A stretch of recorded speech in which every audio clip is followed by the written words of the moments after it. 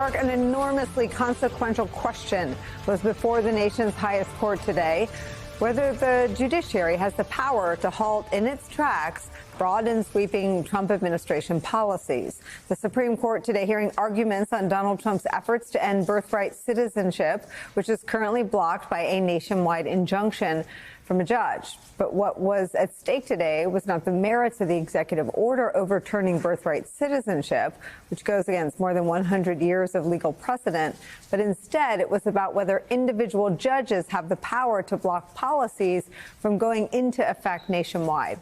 On behalf of the Trump administration, Solicitor General John Sauer, who famously argued last year that a president could order SEAL Team 6 to assassinate a rival, faced skeptical questioning from even some of the justices on the conservative majority.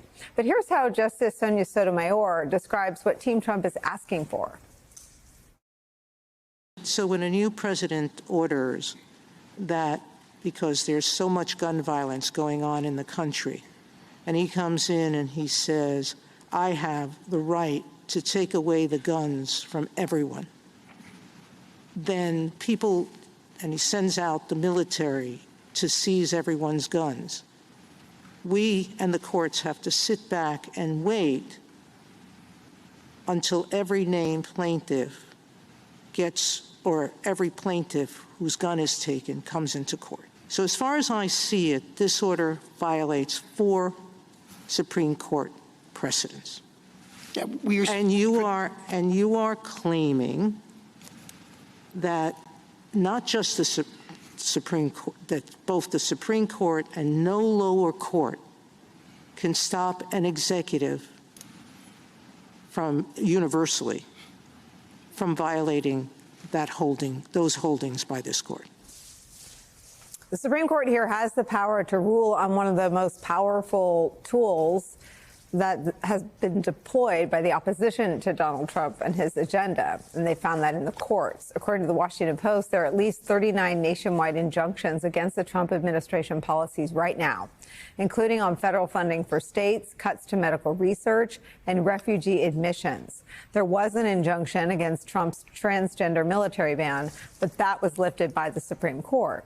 And it's worth noting, during the last administration, current Trump officials like Stephen Miller pushed for, and in some cases won, nationwide injunctions against Biden policies, including on COVID-19 vaccine mandates. Trump even celebrated some of these rulings. Today, during arguments, Justice Jackson accused the Trump administration of trying to make it incredibly difficult to be challenged in court.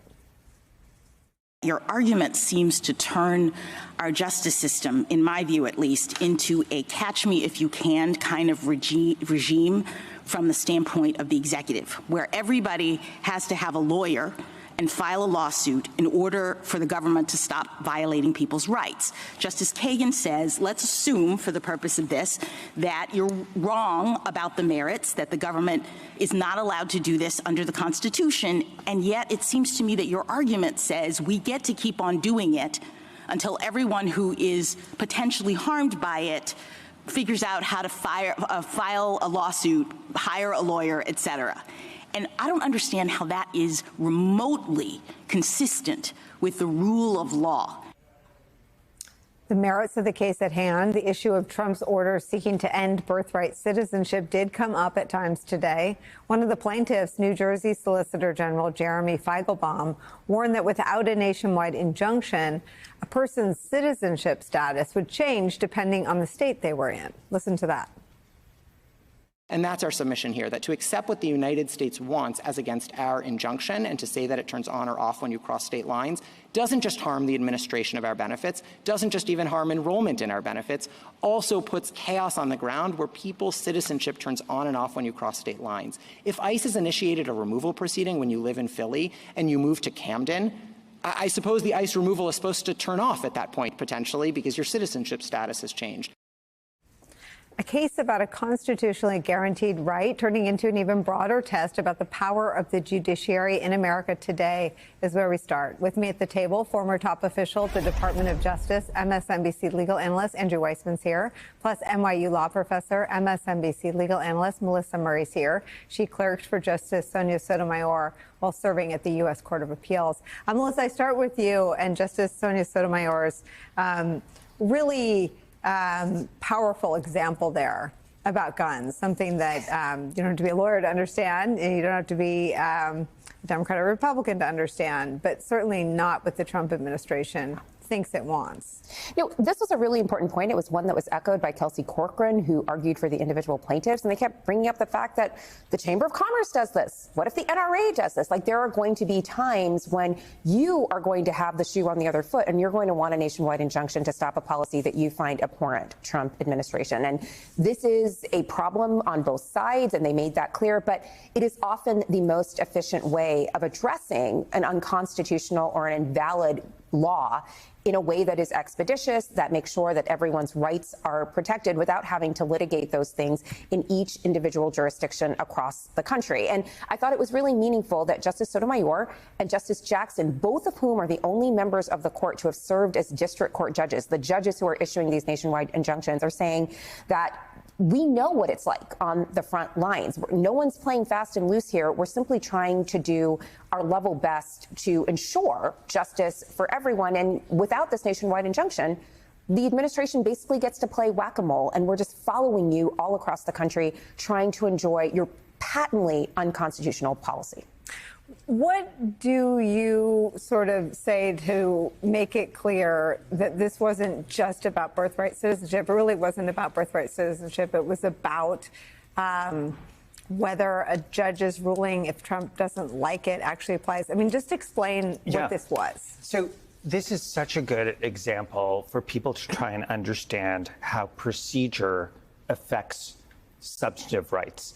And that's why everyone kept on saying, let's assume that whatever is a substance is unconstitutional. Here, birthright citizenship, the Sotomayor example was about guns. And the question is, how do you get people to be able to vindicate that so that their rights aren't violated?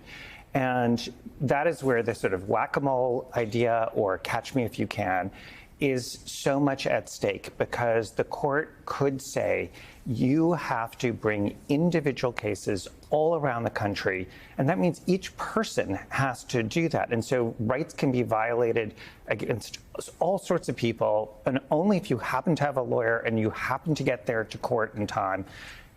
This is not hypothetical. And here's the thing I'd say for people who are saying, give me a concrete example. We are seeing it in the immigration front every single day. The Supreme Court said that you have to bring this by habeas. Some people are like, I don't know what that is. What does it mean? It means you have to bring these individual cases. And what is happening? You have a patchwork of decisions. You have people having to race around the country. And what is the government doing? They are literally playing whack-a-mole. They're playing a shell game with people's lives. They move people around to jurisdictions where there's not yet a court case that says you can't do this, so they can export people or really extract them from this country. So we're seeing that confluence of procedure affect people's substantive rights. And that's really being what's at the heart of what's happening here today, but in a different context of birthright citizenship. What did you hear from the justices that signals anything to you about how they felt about the arguments they heard?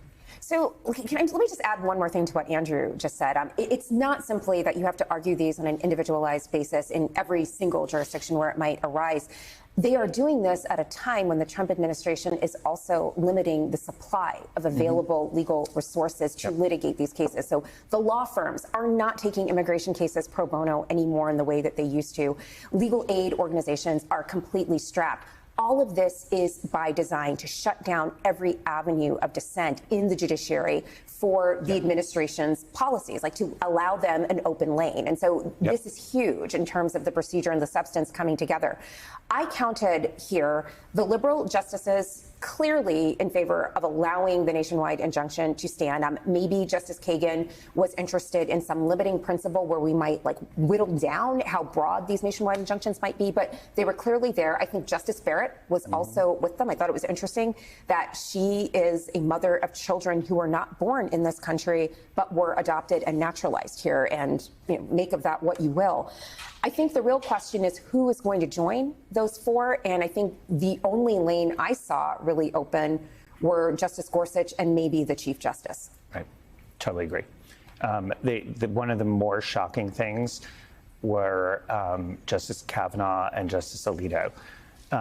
Justice Kavanaugh spent a lot it time trying to normalize what is happening today in this country. Yes. Why? And he said, oh, isn't it fair, and tried to get concessions from the people challenging birthright citizenship, which, as Sonia Sotomayor said, seems to violate four, not one, not two, not three, four Supreme Court precedents. And he said, oh, this is just a president who wants to act quickly. That's normal. That's good faith. I mean, it was so apologetic. And then from Justice Alito, he basically said, we can't trust the system. We can't trust district courts. We can't trust courts of appeals. It was a redux of the presidential immunity decision, which is we can't trust the Department of Justice and grand juries and trial juries. So the reason we have to get rid of this is because you can only trust me, but not any of these lower courts, because they're really, doing this sort of crazy stuff. It was a continuation of the don't trust institutions, trust me. I found those two justices deeply disturbing in their questioning. You didn't find